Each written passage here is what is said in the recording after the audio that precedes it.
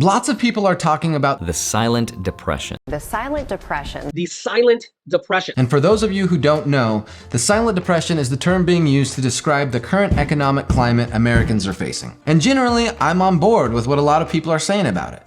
They're like, inflation is making everything so much more expensive. And I'm like, yeah. And they're like, housing has never been less affordable. And I'm like, yeah. And then some people are like, we have it worse today than people living through the Great Depression. And I'm like, wait, what? So I did a little research into why people are saying this, like this guy with doomsday flames on every single one of the thumbnails of his YouTube videos. I found that people bring up this comparison because someone looked back into a 1930 federal income tax report from the IRS that said that the average income of people who filed that year was $4,887, which in today's dollars is about $88,000. And of course, yeah, like $88,000 per year is way more than the median salary Americans have today. But is that really the case? Was everyone just flush with cash in 1930, making an equivalent of $88,000 per year, buying houses and new cars while tossing diamond confetti out the windows? Well, I looked at that IRS report and noticed that the average income of $4,887 was calculated from only 3.7 million returns. Now that's a really small number given a 1930 population of over 120 million people. With an average number of people per household of 4.1 in 1930, there would be about 30 million households, and the number of tax returns should be much higher. So I thought, what the heck? What, was everyone just not paying taxes?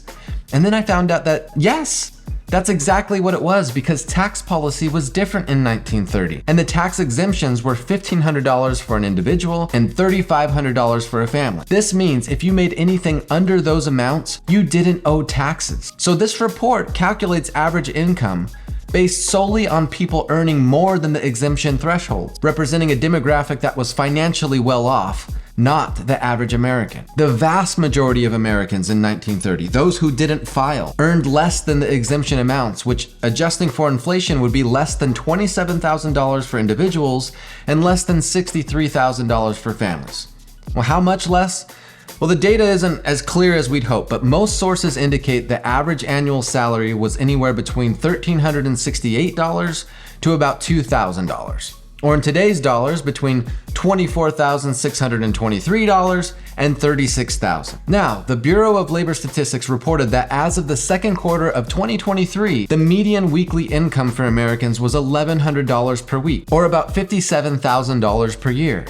But on top of that, dual income households are much more common today than the single breadwinner model, which was generally the norm in the early 1900s. So where the average 1930 family made somewhere around $36,000 a year in today's dollars, the median household income in the US hit $74,580 in 2022. Look, there are a lot of things that are really bad today. For example, housing prices today are atrociously high relative to today's income. And today's high interest rates only exacerbate the problem by making mortgage payments on average nearly $3,000 per month. This is nearly 50% of median household gross income.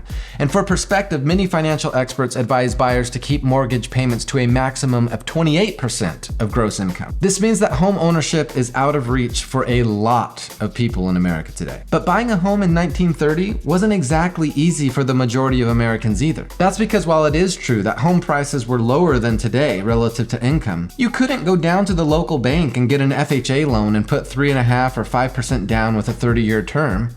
That didn't exist. In 1930, you went to a bank and they typically required a down payment of somewhere around 50% of the home value.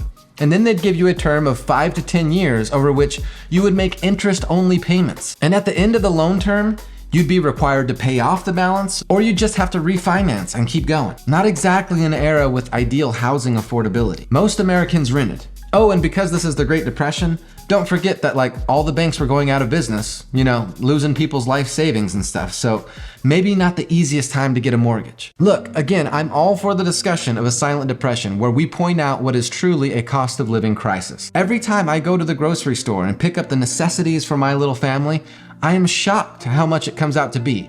And then I have to go fill up my gas tank for nearly $6 per gallon, and by the time I get home, I've literally spent hundreds of dollars. My point is that this is being called the silent depression because of a sense that no one seems to be talking about how difficult things are, particularly for younger generations. But I think we have a greater shot of drawing serious attention to the case of the silent depression if we simply highlight the growing gap between cost of living and income. Claims that we have it worse than the people who lived through the most severe financial crisis in American history are just not necessary, and they distract from legitimate concerns. We need a better strategy than longing for the good old days of the Great Depression, where at its worst, 1 in 4 people were unemployed, a statistic that devours our modern day situation. Amid the stock market crash and the onslaught of collapsing banks, financial devastation in the 1930s wasn't an anomaly.